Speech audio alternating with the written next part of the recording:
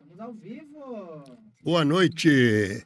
Primeiramente, desculpe de um atrasozinho pequeno. Aliás, eu vou até contar uma historinha rápida para saber por que é atraso. E o pessoal da Microsoft uma vez desafiou a GM, dizendo que se eles tivessem evoluído como a GM, que venderia carros por $1.000, né? A GM, é fato isso, a GM demorou 6 meses para responder. Falei, é verdade. Aí um dia que a gente estiver atravessando alguém numa faixa dupla, numa subida, e vier um outro caminhão ao contrário, no painel vai dizer assim, desligue e reinicie. É o que às vezes acontece aqui com a gente, né? Primeiramente, eu queria agradecer da atenção toda do nosso primeiro podcast da semana passada. Foi muito satisfatório, muitas pessoas manifestaram. E, se Deus quiser, nós vamos fazer uma caminhada longa disso aqui, mas trazendo sempre bastante novidade, bastante coisa. E como eu falei das pessoas que nós íamos entrevistar, alguns presencialmente, outros por live, online, tanto do mercado pet como do mercado em geral, falando de que sirva para todas as empresas também.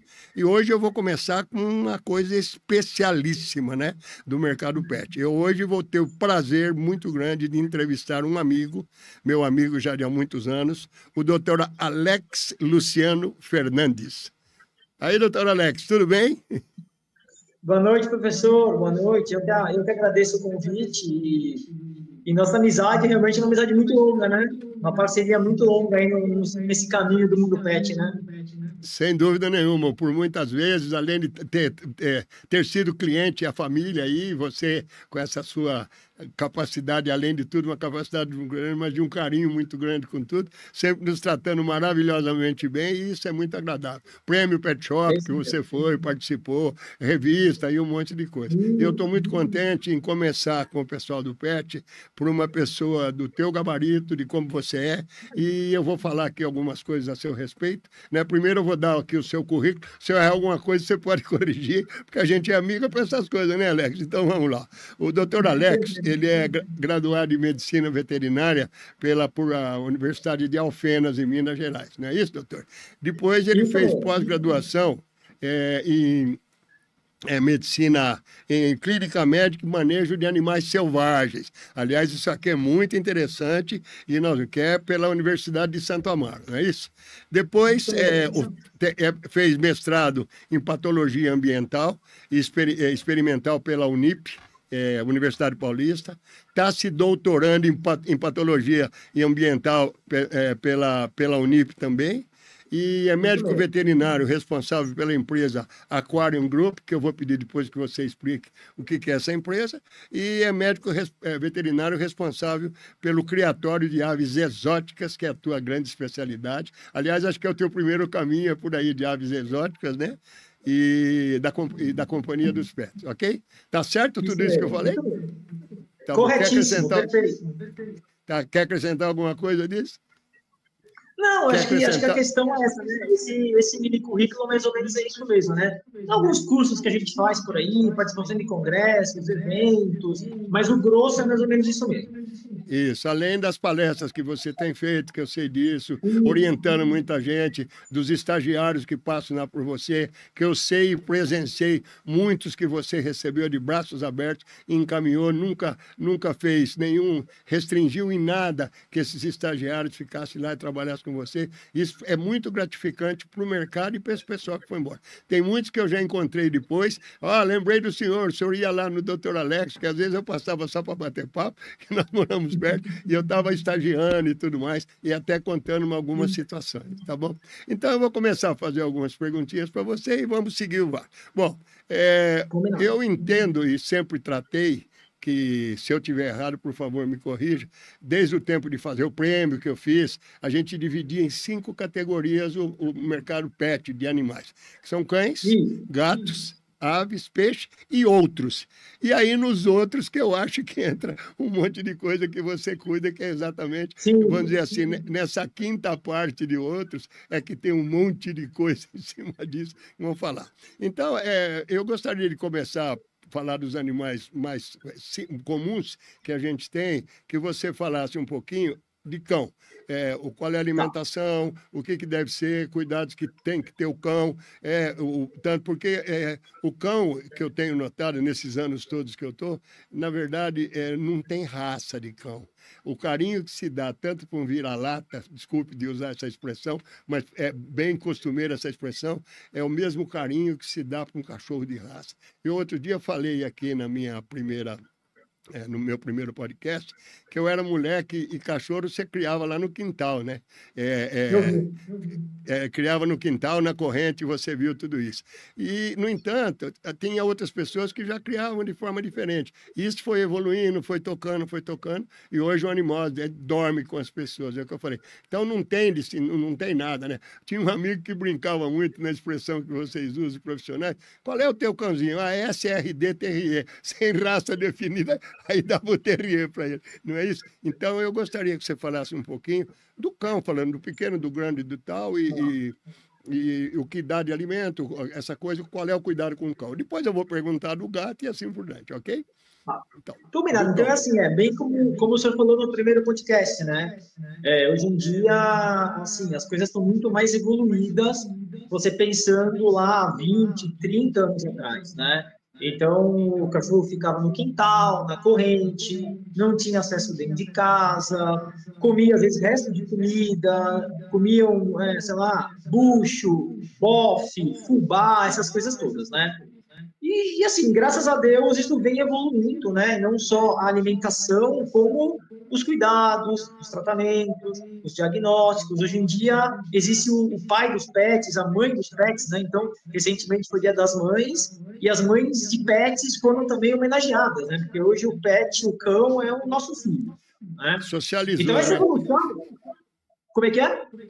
Ele socializou, né? Está dentro da sociedade como um membro, né? Isso mesmo. Então, essa socialização que o cão teve deixa muito para trás assim, o rastro dos ancestrais que eles são. Né? Só aproveitando um pouquinho, o gancho gato ainda tem muito mais essa questão, porque ele foi humanizado, ele foi adestrado muito antes do que o cão. O cão é muito mais antigo, né? Então ele está muito mais presente na nossa vida. Tanto que alguns problemas que ele manifesta, as alergias hoje em dia, às vezes se dão essa adaptação ao nosso meio, né? Ao nosso ambiente, ao nosso lar, né? Então, esses estudos, né, sobre as alimentações, sobre as rações extrusadas que a gente fala, né, que são rações muito boas, com tecnologias de ponta. Quem já teve a oportunidade de visitar uma fábrica, né, vou aqui citar nomes, mas sem nenhuma propaganda, Premier, Royal Canin, você vê a estrutura que eles têm, o cuidado que eles têm na manipulação, né, no manufaturamento da alimentação, né? E isso dá uma qualidade de vida muito grande para o cão. A gente vê hoje animais 15, 16 anos muito bom, né? Ótimo, muito bem. Né? Então, a alimentação é muito importante nesse ponto, né? Essa questão de alimento, de qualidade, eu até comentei no primeiro. Eu me lembro que nós tivemos um problema na empresa que eu trabalhei, que eu tive que retirar 1.500 toneladas do mercado, e você que é especialista, trocar a torta de amendoim, que entrava como insumo, e tinha aflatoxina, se eu estiver falando bobagem, Sim, tinha que o prejudicou e amendoim, isso matou o mesmo. cachorro. E a concorrência explorou tudo aquilo. Então, e Sim, ainda, como você falou, hoje o maior, vamos dizer assim, o maior volume que tem em todos os acessórios, medicamentos e tudo mais, é do alimento. Representa 55% é alimento. E uma coisa sim. curiosa que eu sei de alimento, da época que eu falei, até numa reunião, se me permite, é, o maior concorrente ainda do alimento industrializado, o extrusado, que é excelente, é a comida caseira, é o resto de comida que a pessoa dá. E, curiosamente, quando eu fui para esse departamento, que eu trabalhei num outro na Cargill, não importa, falei o nome da empresa, eu passei por lá e eu notei uma coisa, sem menosprezo nenhum, que o volume de venda no Rio de Janeiro, no nosso trabalho, era maior do que São Paulo. Eu falei, pô, mas peraí, sem nada, com maior população, mais cães e tudo isso, por que o Rio tem maior consumo, nós temos maior volume de venda no Rio de Janeiro e não em São Paulo? Aí eu comecei a observar, e eu tinha trabalhado um pouco antes na divisão de frango, e nós vendíamos, Uhum. eu vendia a carcaça para ser assada no Rio de Janeiro. O Rio favorece muito pelo próprio clima, que a alimentação é mais leve no Rio de Janeiro. Queira ou não, é a maior verdade que tem. E a gente costuma brincar, no Rio, se você almoça bem, você não precisa jantar, né? Melhor um chopinho, toma um chopp e tudo bem. Por quê? O Rio, o cara nem precisa viajar para ter férias, aquele monte de praia, ele fica no Rio.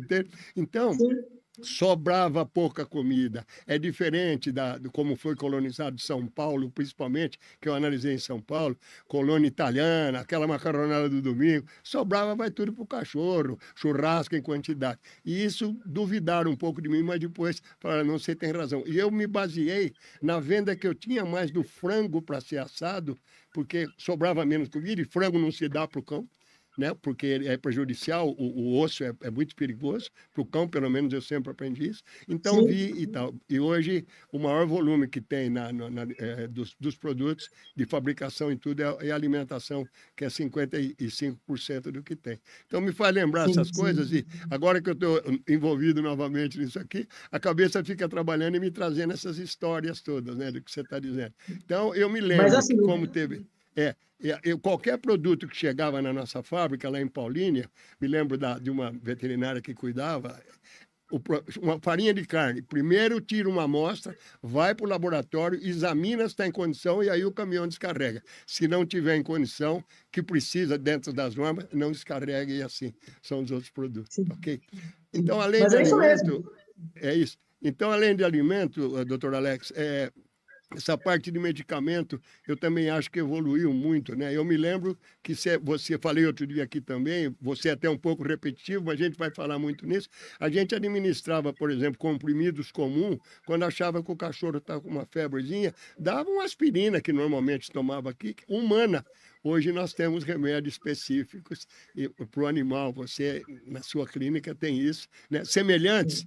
e tem uma coisa, até com preço diferenciado para mais, porque é um pouco Pois de, é. vamos dizer assim, sofisticação, mas tem que pagar por isso, não Sim, tem jeito, né? sim, É isso sim, mesmo? sim. Na Medicamento é a mesma verdade, coisa? professor, na verdade, professor, os medicamentos são, na verdade, são os mesmos medicamentos, né? Medicamento que nós usamos para pessoas também servem para animais, também serve para o cão, para o gato, para o passarinho, para o hamster. A diferença é a dose que nós vamos usar, né? Não tem, É. tem alguns medicamentos específicos de uso veterinário, mas a maioria dos medicamentos que estão aí são para todos os animais, inclusive nós, seres humanos, né? Somos animais também, né? E os Então, microingredientes são os mesmos, o microingrediente é menos, é com dosagem menor e tal, mas é a mesma coisa, os insumos que vão, a é isso mesma mesmo. coisa. Eu acho que é interessante. Não para cão, para gatos e tal. Agora, voltando a falar de aves, que é mais tradicional também, porque as pet shops que evoluíram, começaram devagarzinho, a Casa Agropecuária começou a separar, eu falei isso outro dia, e eu até me esqueci de falar na primeira, as aviculturas eram mais antigas.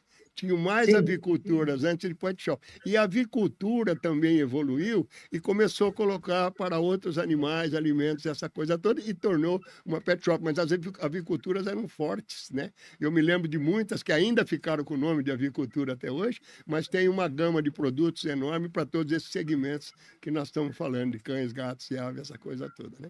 Legal. É verdade, é verdade. Na Pra, verdade, as aviculturas se modernizaram, né? Algumas aviculturas se modernizaram, na verdade. Porque é, antigamente as aviculturas, aqui na Moca mesmo, tinha algumas aviculturas que vendiam frango para abate, que eram as é, aviculturas, né?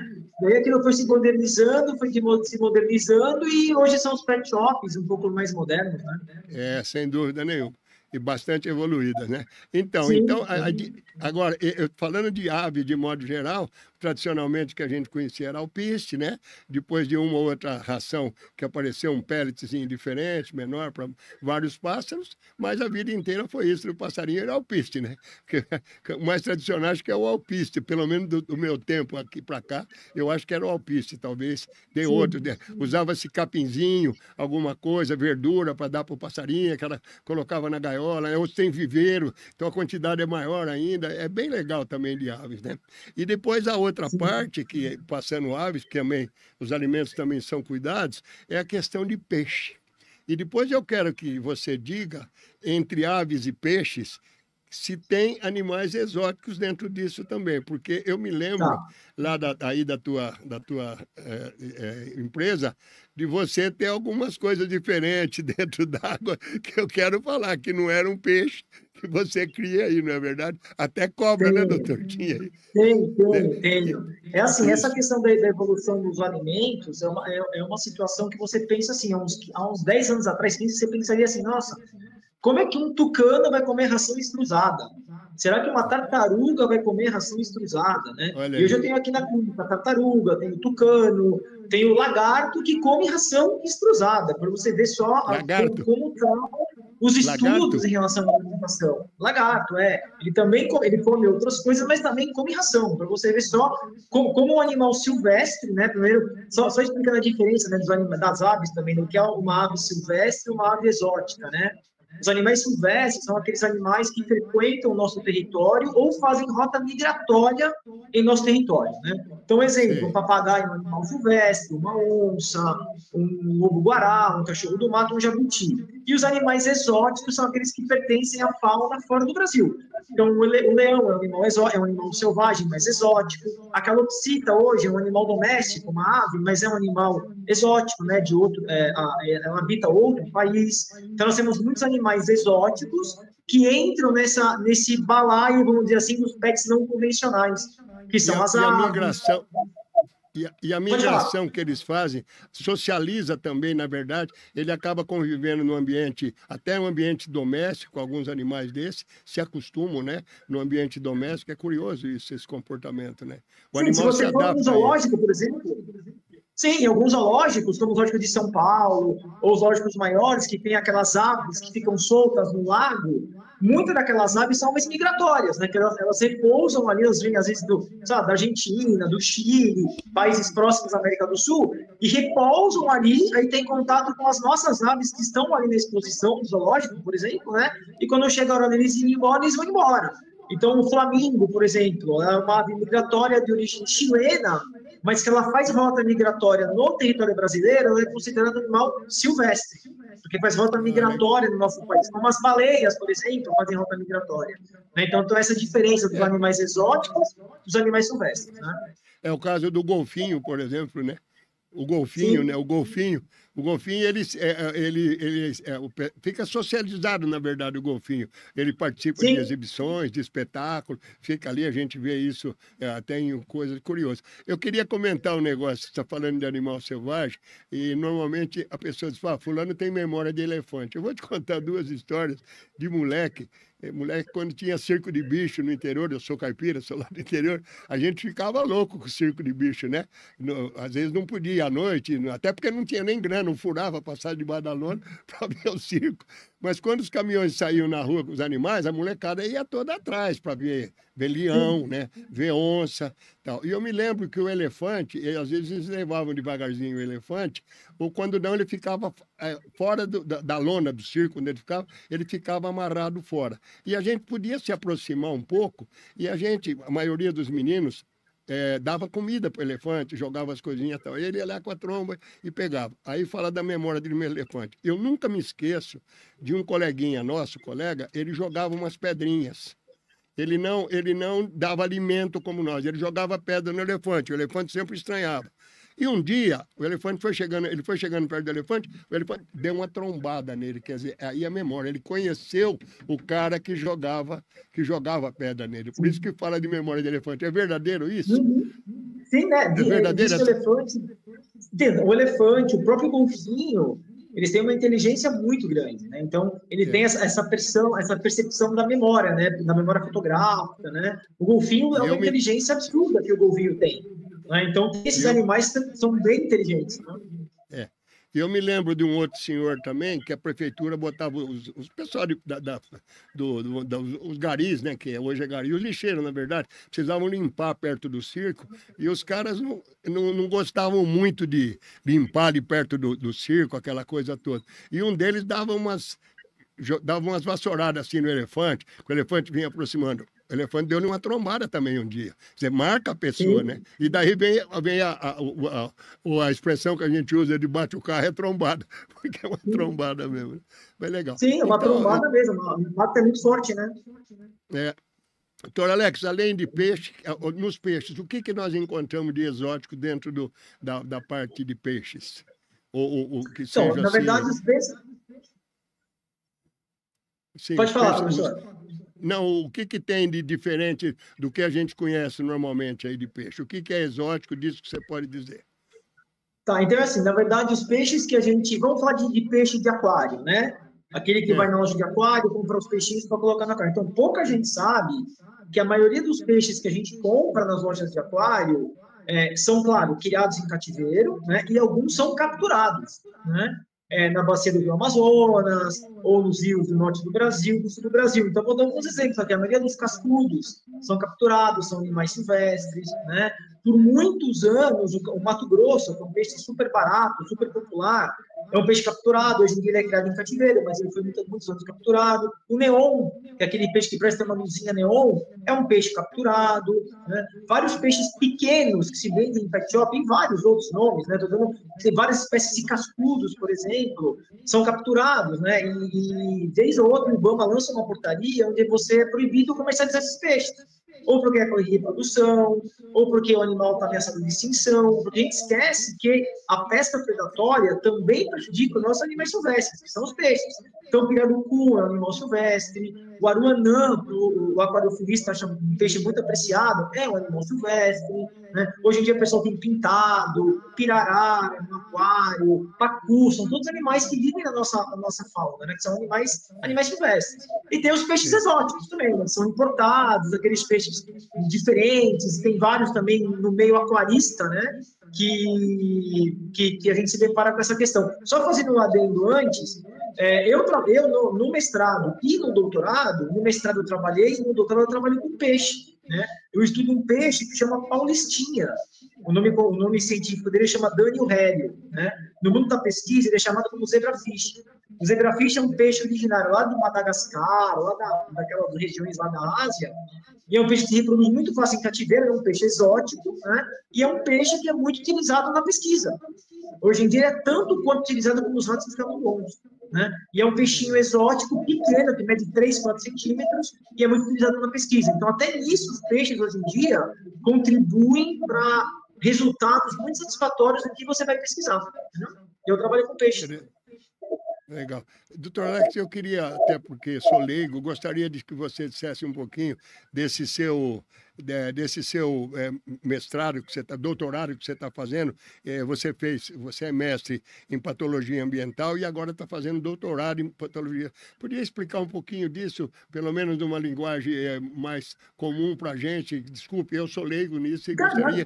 E depois, e também experimental, que você está fazendo, patologia ambiental e experimental. Eu gostaria de ouvir um pouquinho sobre isso. Depois a gente pode voltar a falar nos animais, mas isso aí vamos falar um pouquinho, por favor. Tá bom, com o prazer eu explico. E assim, quando eu entrei na universidade novamente, eu falei, caramba, eu quero trabalhar com alguma coisa que eu gosto, que eu tenho facilidade, né? Eu não queria trabalhar com rato, trabalhar com camundongo, porque os nossos experimentos na universidade, sempre você vai, aí, no final, ter que fazer a análise do animal, para você analisar algumas questões, né, alguns órgãos, enfim, né? E eu comentei com o meu orientador, poxa, eu fico mais confortável em trabalhar com peixe. Como eu sei que esse peixe a gente usa bastante no experimento na universidade, então eu optei por trabalhar com peixe. O que que eu pesquiso no peixe? No meu mestrado, eu trabalhei com microplástico, né? Então, essa questão da UNIP, que é a patologia ambiental e experimental, a parte ambiental é um foco também no meu experimento. Então, no mestrado, eu trabalhei com microplástico. Resumindo, o que eu fiz? Eu peguei 2 microplásticos que são encontrados bastante nas águas, nos solos, que contaminam o meio ambiente, e levei para o aquário para o peixinho comer o microplástico. Tá? Durante um período ele ficou lá em experimento com o microplástico, e depois de um período eu faço uma análise comportamental do peixe, o que o microplástico causa no peixe em relação à ansiedade, estresse, algum efeito ansiolítico, algum efeito de depressão.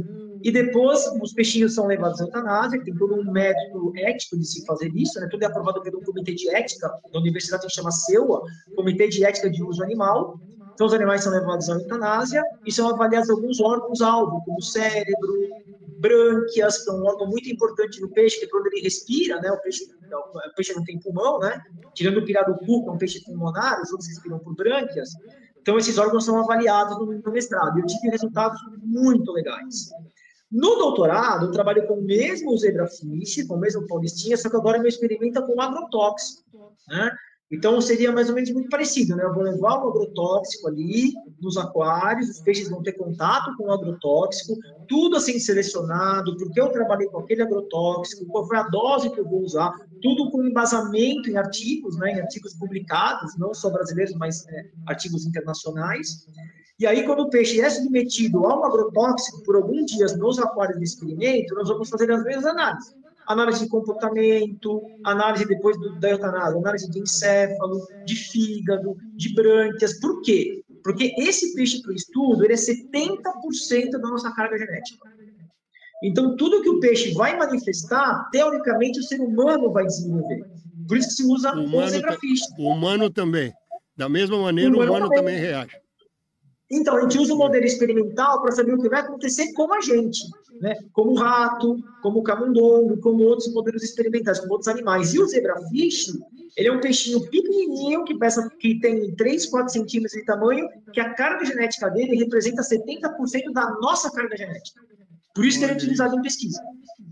Que coisa interessante. Então, é por isso que você está se dedicando mais a isso. E eu pergunto uma coisa, doutor Alex, e isso facilita para a comercialização desses animais, quando é a identificação do que tem, o tipo de alimento que vai dar, porque deve mudar a alimentação de acordo com o que você analisa e vê que cada animal tem, não é isso? Como o ser humano é a mesma coisa. Isso, por isso que quando eu seleciono os peixes que eu vou estudar, os peixes têm que vir de um criatório certificado, nascido em cativeiro, saudáveis, sem nenhuma doença. Para quê? Para eles refletirem exatamente aquilo que eu estou pesquisando. Porque se eu pego um peixe já doente, eu vou ver uma alteração no peixe, aí eu vou ficar na dúvida. Será que ele já estava doente? Ou será que o agrotóxico que eu estou utilizando levou ele a ficar doente? Então, ele tem que estar extremamente saudável. Né? Eu adquiro os peixes de um criatório, com atestado de médico veterinário, com nota fiscal, para certificar que o peixe é um peixe saudável. E a alimentação que eu ofereço na pesquisa é uma alimentação de boa qualidade para manter o peixe saudável. Isso, todos os peixes de aquário têm que ter uma alimentação saudável, porque é a base da saúde do animal, né? E ele pode prejudicar a pessoa que se alimenta com um peixe que não é saudável. Como você falou da proximidade do organismo, dessa coisa toda, pode criar um problema qualquer na gente, a gente nem sabe o que é, vai ver um peixe que comeu desse daí que não era saudável, né? Não, para você ter uma ideia, professor, você ter uma ideia de como é a função, nós somos animais topo de cadeia, né? Então, nós consumimos moluscos, consumimos peixe, consumimos, enfim, legumes e tal, né? Falando do microplástico que eu estudei no mestrado, microplástico é encontrado já em coração de ser humano, em cérebro de ser humano, tá?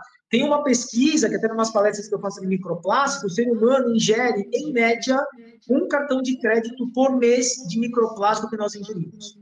Então, é óbvio que o acúmulo de crédito. Pois é.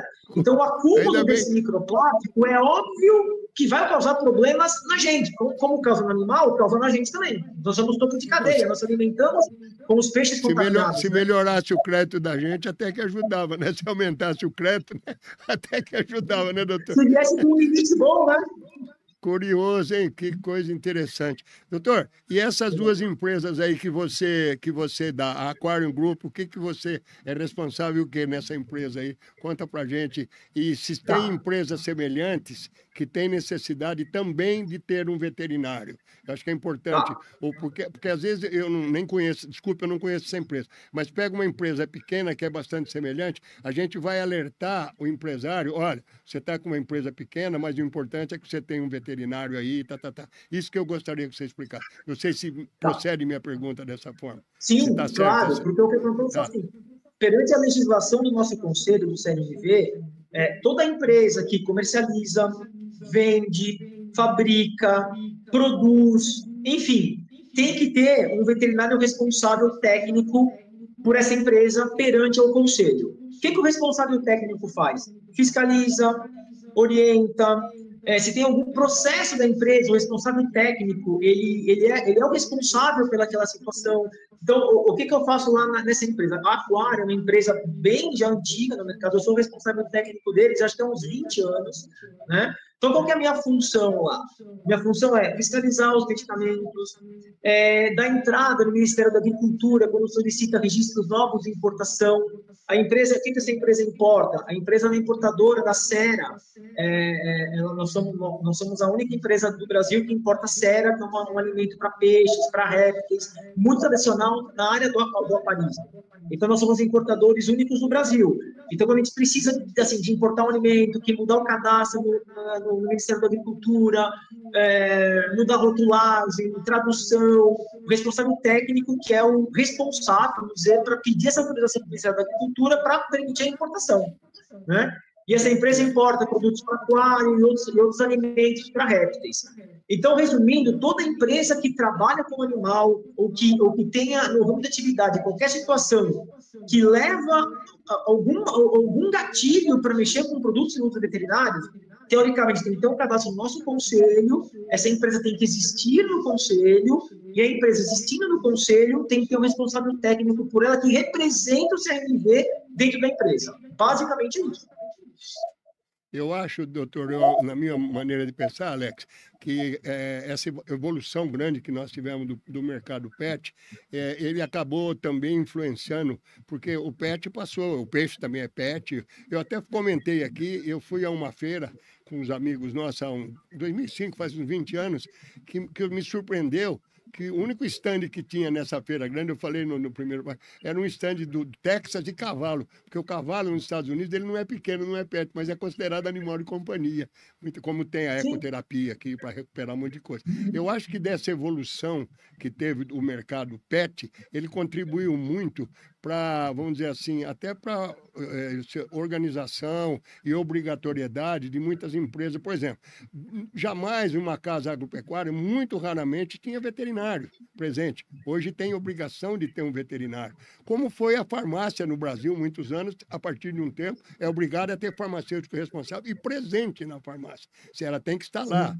Tem farmácia de 24 horas, tem turno de farmacêutico que tem que estar lá o farmacêutico, né? Ele não precisa nem manipular produto, tem coisa coisa nenhuma, mas tem que estar presente. Assim, é o veterinário que muita gente foi para essa área, até porque você deve conhecer isso melhor do que eu, abriu um leque muito grande de faculdades de veterinária no Brasil todo. Por quê? Pela obrigação que tem que ter na clínica, a clínica, a casa agropecuária, o pet shop tem que ter o veterinário lá responsável, principalmente se Sim, tiver medicamento, então nem se discute, né? Além de alimentos, sim, principalmente. se tiver medicamento, não tem nem o que discutir, tem que Sim, ter veterinário. não, É isso mesmo que acontece? é. Tem Então, medicamento, tem que ter. a Sim, diferença é assim, o responsável técnico não tem que estar necessariamente todo dia na empresa, diferente do farmacêutico que tem que estar na farmácia de plantão. O é. responsável técnico, não. Sim, eu O pet entendi. shop, enfim, ele pode ter um veterinário clínico que vai consultar os animais e ter um responsável técnico que não necessariamente tem que estar lá. Mas se acontece Sei. algum problema, o responsável técnico que arca com as consequências, porque ele é o responsável. Ele não foi o culpado do responsável pelo estabelecimento, entendeu? Assim como em algumas empresas que fabricam produto, periodicamente o responsável técnico, no caso o veterinário, ele vai, examina os alimentos, vê como é que estão, os insumos, se estão dentro dos padrões, Sim, tá, daqueles níveis de garantia que tem. Eu sempre me lembro quando eu comecei a vender ração, às vezes o cara falava, essa é melhor do que a outra. Eu falo, olha, eu aprendi o seguinte, como leigo, abra o saco de ração na lateral e vê os níveis de garantia de cada um dos insumos que estão colocados ali, proteína, aquela coisa toda. Por aí você vai avaliar. Então, filhote tem que ter no mínimo 24%, 25% de proteína, não é isso? Do cão. O outro pode ser mais baixo, que não, a ração é econômica. Não, a ração é mais fraquinha um pouco, então ela é um alimento que está, o outro já é mais forte. E essas empresas grandes que tiveram aí, multinacionais, que são, na maioria aqui, elas têm toda essa especificação e tem os veterinários, que são os responsáveis técnicos, que sim. acompanham tudo isso direitinho, né? Muito É isso legal, é aí. bacana a gente conversar, tá muito gostoso. E Isso aí. na sim, companhia dos pets.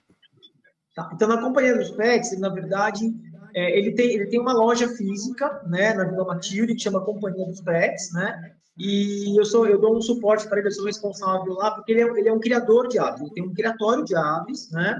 Então, ele cria algumas aves exóticas, né? Então, ele cria ringneck, ele cria outras aves de bico curvo, né, que a gente chama de psitacídeos, num criatório que ele tem. Então, eu cuido das aves do criatório dele, eu oriento em relação aos exames que a gente faz para evitar algumas doenças, né, alimentação, enfim, dou um suporte para ele médico veterinário. E ele tem a loja na Vila Matilde, ele leva os animais lá para venda, né, quando já estão aptos para venda, e ele também tem autorização perante o IBAMA, que isso é uma coisa importante, né, você tem que ter autorização dos órgãos ambientais para você fazer essa criação, para você fazer essa comercialização, não é qualquer um que pode chegar lá e fazer. Tem toda uma legislação em cima disso, né?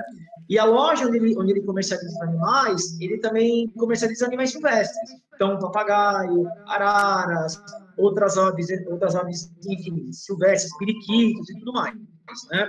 Então, eu dou um suporte para ele nessa área de medicina veterinária, né? Sei. É muito interessante quando a gente entra nas avícolas, vamos dizer, nas lojas de avicultura, e encontrar um monte de animais bem diferentes, bem bacana, o papagaio, Isso, alguns têm tucano. Eu acho muito legal isso, o isso, pessoal. E eles se acostumam também com o ambiente, ficam ali, tem pessoas que deixam você chegar perto, ver tudo direitinho, é muito bacana. sim, Eu sempre que é isso visitava, mesmo. às vezes a gente ficava, principalmente a avicultura, a gente ficava mais tempo observando essas coisas, trabalhava, o cliente gosta também que a gente vê, né? E porque Sim, passarinheiro sim. é bem apaixonado também, né? Passarinheiro é É, uma paixão enorme, né? Eu conheço alguns, né? sim. Além do famoso, como é que chamava o Curió lá do Rivelino, O né? Que foi Curió, famoso, era um, o hein? Rivelino. Do O Rivelino, Rivelino, né? você fala? É do Rivelino que jogou Isso. no Corinthians. Ele tinha um passarinho lá, eu conheci pessoalmente, conheço os Ele filhos cria dele também, Curió. que é, ele cria, né? Cria. Eu conheço um filho Sim. dele que tinha uma empresa também, participou de eventos, eles fizeram uma exposição pet aqui em São Paulo. Acho que você chegou a visitar lá no Morumbi, que teve, né? Pet Fashion, tipo Sim. Fashion Week no Rio, nos Estados Unidos, fizeram dos animais aqui.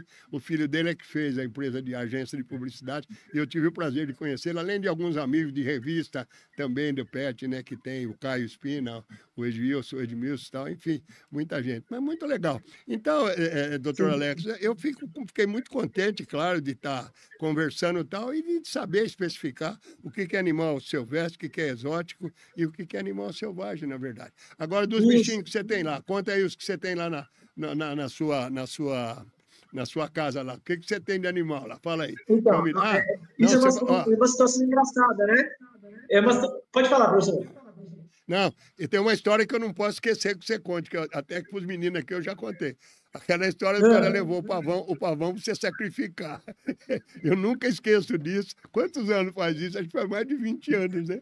Olha, acho que deve fazer uns 15 anos, eu acho, mais ou menos. Por aí, de 15 a 20 anos, né? Eu quero daqui a pouco que você então, conte. o que acontece? Vou contar. Eu quero que você conte essa história depois. Tá. Então, o que acontece assim, às vezes, é claro, minha especialidade a gente chama de pets não convencionais, né? Que são as aves, os répteis, os coelhos, os porquinhos da Índia e tudo mais, né? Então, eu também atendo bastante cão e gato, óbvio, né? Aí, uma das frustrações, vamos dizer assim, né? Quando meus clientes me perguntam, né? Você deve ter muito cachorro em casa. Eu falei, não tenho cachorro. Então você tem muito gato? Não tenho gato. Né? Mas o que você tem de bicho? Eu não tenho cachorro e não tenho gato. Mas eu tenho em casa, no apartamento, tenho 2 aquários. E tenho um aquário aqui no consultório. Aí eu tenho 10 tartarugas aquáticas, um tucano, um papagaio. Isso na clínica. Aqui na clínica. 4 codornas. 4? Isso, na clínica. 4 codornas. Codorninha, Isso. Um teiu, um lagarto teiu, que eu tenho ele já há uns 10 anos. E eu tenho 3, são 3 neofemas, que a gente fala, são 3 espécies de periquito exóticos, né? A espécie chama neofema, e tem acho que uns 10 calafates, que é um passeriforme, um passarinho, né? Aí eu falo assim, nossa, não tá bom tudo isso, eu preciso ainda ter cachorro e gato em casa, né? Você gosta, cuida com carinho, legal. Bastante. Eu me lembro de um aquário que você tinha na sua recepção, grande, que Ainda tinha tem. uma cobra lá. Tem uma cobra que fica naquele aquário lá? Não era Então, uma a cobra não, a cobra não tem mais. A cobra eu tinha ali porque a cobra não era minha. A cobra estava lá meio que de hospedagem de uma cliente que estava mudando o terrário dela. Era hospedagem. Eu me lembro disso. Tinha muita gente que chegava, olhava meio estranho. Porque eu ficava bem próximo ali. Aí a Miriam, coitadinha, que nos atendeu tanto tempo, que você contou que infelizmente já se foi. Mas a Miriam, não, fica tranquila, ela não sai dali, não faz nada. Mas tinha gente que chegava lá com o cachorro e ficava vendo a cobra, eu nunca esqueço disso. Poxa vida. Legal, legal. Pois é. Não, mas agora não tem mais a cobra. Agora eu tenho um aquário normal, com peixe, inclusive bem bonito o aquário, porque com a cobra eu não conseguia manter um aquário para peixe, porque ela acabava com o aquário todo, né? Ela desmontava tudo, enfim, né? E a questão do pavão, que você me perguntou, foi assim, inclusive esse pavão foi tema de uma reportagem que eu apareci no programa da Luísa Mel, quando ela tinha na Rede TV, que chamava Latte Show. Não sei se você lembra desse programa dela. Eu me lembro desse programa da Luísa Mel na Rede TV. Então, por 2 vezes eu apareci no programa com 2 reportagens. E uma delas, ela estava fazendo uma reportagem aqui na Moca e veio até a mim conversando sobre algumas situações, né? Aí eu falei, olha, ela queria uns casos diferentes, né? Eu falei, olha, tem um pavão aqui, que não é um animal muito normal de você levar no veterinário, né? Embora eu atendo ganso, atendo galinha, atendo pato, né? Às vezes eu atendo esses bichos por aqui. E o pavão, ele estava com uma fratura na pata, não lembro qual, e o proprietário trouxe para fazer eutanásia do pavão. Aí eu falei, nossa, mas o pavão tá bom, né? Fazer eutanásia por quê? Ele não anda, não tem onde deixar o pavão. E na época eu tinha um sítio em Jacareí. Aí eu falei, se você me dá o pavão, eu cuido do pavão e fica tudo certo. Ele falou, tá bom. Aí largou o pavão aqui. Bom, eu fiz uma cirurgia, eu botei a pata do pavão, que não dava para recuperar, e o pavão ficou aqui na clínica se recuperando por semanas, né? Inclusive, quando a Luísa Mel veio aqui, gravou o pavão, enfim, foi aquela festa. Professor, o pavão ficou tão bom que por algumas vezes eu tive que pegar em cima do telhado, ele voava por cima do telhado da clínica. Quase eu perdi o pavão. Olha aí. Mas, quase perdi o pavão. Não, essa história é fantástica. Agora, gozado, o animal, eu me lembro de um rapaz, até foi daí da Moca, depois eu perdi o contato, ele tinha uma clínica lá no começo da Francisco Morato. E ele contou uma história pra gente, rapaz que eu conheci de jovenzinho, da infância, que um cara levou um cão lá para sacrificar também, E ele olhou e achou que não devia sacrificar o cão. E ele olhou, e o cara falou, não, não sei o quê, não quero mais esse cachorro. Ele falou, tá bom, deixa aí que eu vou ver. Aí ele recuperou o animal. Aí ele contou. O cara voltou um dia Então, lá, o cachorro não olhou na cara dele e saiu de perto dele. Porque ele você vê como que é? percebeu o quanto ele tinha feito e deixado lá. Eu nunca esqueço disso. Ele falou, o cara Pois é. veio, olhou, falou, é o meu cachorro. Era eu não me lembro que cão que era. O cachorro veio, olhou para o cara, baixou a cabeça e saiu, não ficou. Então o animal fica, ressente as coisas, né? Que coisa Você vê como é a impressionante. sensibilidade, né? Eu vou perguntar uma coisa para o meu diretor aí. Tem algumas pessoas fazendo alguns comentários que eu estou vendo aqui. Você já está passando na tela aqui. Talvez tenha alguma pergunta que eu tenha que fazer para o doutor Alex. É. Só um minutinho, doutor, que a gente está aqui na maior intimidade. Vamos ver o que tem aí, alguma coisa. Boa noite. Agradecer aqui. A Ana Silvia está dando uns comentários bem legais também. Que se tornaram mais ousados em virtude dessa contaminação, né? Mudança de comportamento em salmões. Está falando aqui Ana Silvia Panarelli Antônio. Por acaso é minha sobrinha. É minha sobrinha. Os animais marinhos, É. os rios enquanto se contaminados, não só por microplástico, mas Ah. também por medicamentos entorpecentes utilizados em humanos. Legal, legal. Chegam aos rios e mares. Olha. Deixa eu ver se tem mais alguma coisa que precisa para a gente destacar aqui, além de muitas pessoas. Muito obrigado dos que estão dando aqui parabéns, muito obrigado mesmo de coração. Estou muito feliz com isso, viu? Tem ex-aluno, tem parentes, inclusive, tem que prestigiar a gente, né? Se não prestigiar, eu vou brigar com os parentes, né? Como é que faz? Mas tem ex-aluno aqui, muito bacana, muito gostoso mesmo. Legal, legal, viu? Então, é isso daí, né? O que mais? Estudo, tá. Ok. Doutor Alex, tem uma outra aqui. Um sítio com lobo-guará, é isso, doutora? Tinha um sítio com lobo-guará? Tá lembrando aqui? É isso? Não, o que eu tenho uma foto com o lobo-guará aqui no consultório, porque na minha pós-graduação eu fiz um trabalho a campo com o lobo-guará. Ah. Entendeu? Na região lá de Minas Gerais, em Araxá. Então eu bati a foto com o lobo-guará e tem uma foto aqui na recepção da clínica com o lobo-guará. Mas ele não é meu, legal. é um lobo-guará do operatório que fiz o trabalho. Isso, legal isso aí. Doutor Alex, eu estou muitíssimo satisfeito com a... Você gostaria de acrescentar mais alguma coisa? Ou te amolei muito, perguntei muito, explorei muito? Não, imagina, eu quero só agradecer o convite e da nossa amizade também, por quanto tempo que a gente se conhece, e também poder explicar bem rapidamente algumas questões, né, sobre os animais, sobre a minha pesquisa, e sobre a medicina veterinária em si, né, porque eu acho que nós temos que, um alerta que eu faço aqui, pelo menos para os estagiários, que eu recebo muito estagiário, eu oriento muito trabalho de graduação, trabalho de pós-graduação, né, os estagiários me procuram bastante para esse trabalho, eu gosto sempre de enaltecer a medicina veterinária, né, levar a sério a nossa medicina veterinária. Acho que a medicina veterinária não é uma faculdade para quem gosta de bicho somente, é para quem gosta da medicina veterinária, né? Que é o mais importante. Esquece, assim, eu gosto de bicho, mas esquece que é uma medicina veterinária, né? Então, eu sempre gosto de orientar, de exaltar, e que cada vez nós, veterinários, nós nos unirmos mais em prol da medicina veterinária. Né?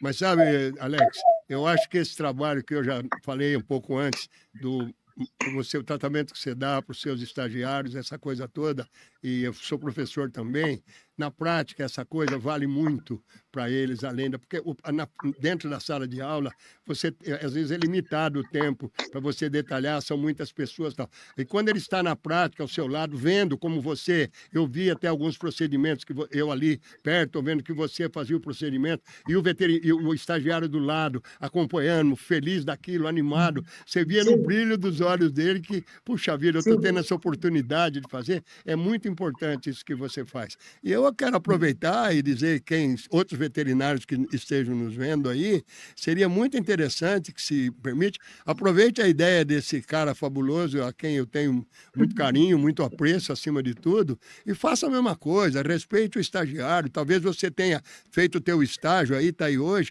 mas dê oportunidade a essas pessoas, eles precisam de apoio, sabe? Que é para dar um embalo na vida, começar profissionalmente a desenvolver. Então, eu queria, doutor Alex, de todo o coração, agradecer a sua participação. O importante é dizer o seguinte, já disse isso aqui, vou repetir, eu vou procurar intercalar, como eu disse, alguém ligado ao mercado pet e outro ligado a empresas de modo geral, pelos colegas professores que eu tenho, por um monte de coisa, que eles vão poder, se prontificaram, estão me prestigiando, na verdade, porque eu estou fazendo esse trabalho, esteja certo disso, muito mais por amor que eu tenho a esse segmento, por fazer o que eu gosto.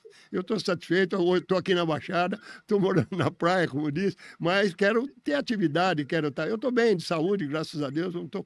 Então, eu quero trazer colegas que já tenho novos para frente, eu tenho gente que vem falar de venda, de liderança, de um monte de coisa para as empresas, mas também vou trazer muita gente do mercado pet, vendedores, supervisores de venda, gerentes e tudo mais, que estão envolvidos dentro disso tudo, porque tem muita gente, eu digo, às vezes está longe numa cidadezinha pequena, uma petzinha pequena e que não tem oportunidade de sair, de fazer um curso e quem sabe a gente possa com isso colaborar e ajudar um pouquinho mais em cima disso. Então, Sim, de todo o coração, muito obrigado, até uma oportunidade. Eu acho que você vai voltar porque vão pedir para você vir falar mais vezes, aí eu te convido de novo. E tá bom. E um dia que você quiser fazer presencial, vai nos dar muito prazer. Vem para cá também, que você não está tão longe. Tá bom? Então, muito obrigado. Tá, muito obrigado e a todos também. Muito obrigado. Até quarta que vem, pessoal, se Deus quiser. Agradeço, professor. Tá bom, obrigado. Até todos aí. Muito obrigado.